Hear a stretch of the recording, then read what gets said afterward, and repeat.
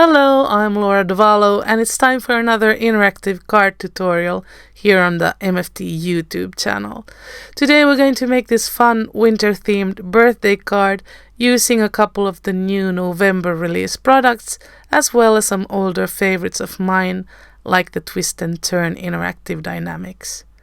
Let's begin with some partial stamping to separate the bear's arm from its body. All of the images that we're using today are from Stacy Jacula's Polar Opposites set. I'm creating a little mask by stamping the bear on a piece of thin paper and cutting out everything except the arm. Now we can stamp it again on Copic-friendly paper. As you can see, this is a very easy and effective way, but if you don't have a stamping tool like the Misty, you can cover the arm with some tape while you ink the stamp and then peel off the tape and stamp normally. Let's repeat the technique to stamp just the arm this time. Here I'm using the acetate sheet from the stamp set to see how large I can make the shoulder or the rotation axis. I was going to hide it behind the bear's body, but ended up using the snow slope for that. I stamped and die cut all of the images off camera, and here I'm retouching the images that we partially stamped with my scissors, snipping off that arm and fussy cutting the separate one. The following step isn't really necessary, but I wanted to know exactly where the arm is located on the original image, so I used the die to insert first the body and then the arm, and now I'm tracing it onto the back of the body. This type of image works nicely with the mechanism, and speaking of mechanisms, I've already die cut all of the necessary pieces. I stacked 2 layers of each one to make them sturdy. For the donut piece I used 8 layers. I also stamped the word pull from the interactive label set on the pull tab. Okay, we're ready to assemble the linkages with 4 mini brads, which you can find in the MFT store. We'll need 2 more later on to link the mechanism to the back panel. For this card we actually don't need the upper horizontal bar, but I'll include it anyway just in case you haven't seen me use this mechanism before. And before we move on, let me quickly show you what premium dye inks I chose for the background. Caribbean Sea, Summer Splash and Snow Cone. They blend really nicely and react with water. Okay, now we need to figure out where to die cut a hole in our panel to expose the rotating part of the linkages.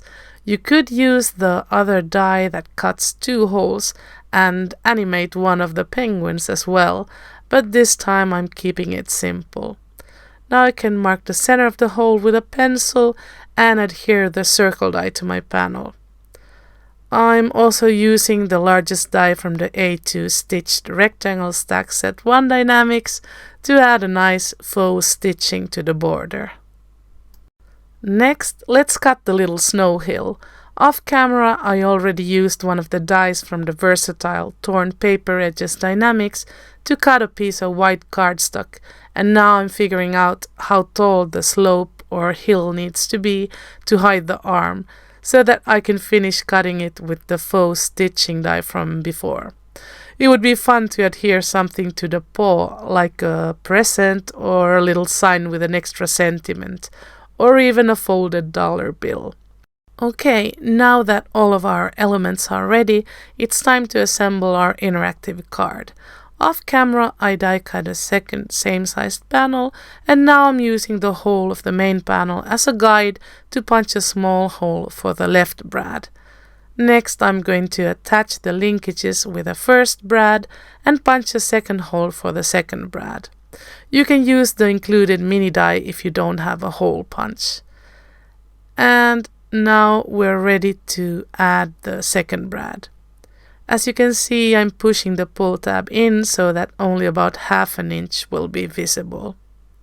Here I'm just using a pencil to mark where I can add the 2 layers of foam tape. Don't adhere it too close to the linkages, since they move both horizontally and vertically. Now we can adhere the little donut piece to the left linkage bar. I also temporarily adhered the arm to the rotating bar to see if we need to limit the movement of the mechanism.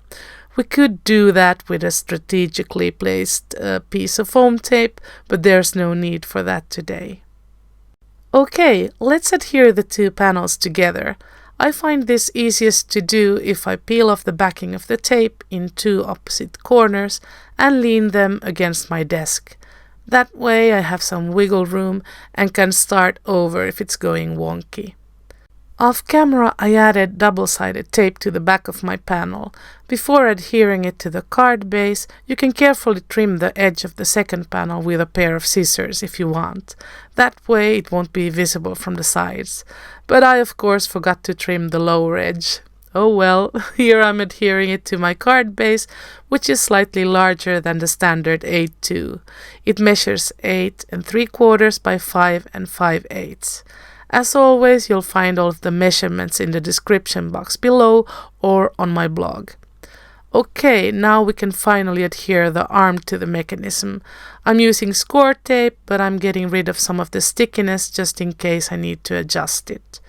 Everything looks good, so I can now finish decorating my card off camera. Here's a last look at the final result. Thank you so much for staying until the end. I hope you enjoyed my tutorial. If you have any questions or feedback for me, just leave a comment and I'll get back to you as soon as possible. Hasta la próxima. Bye bye.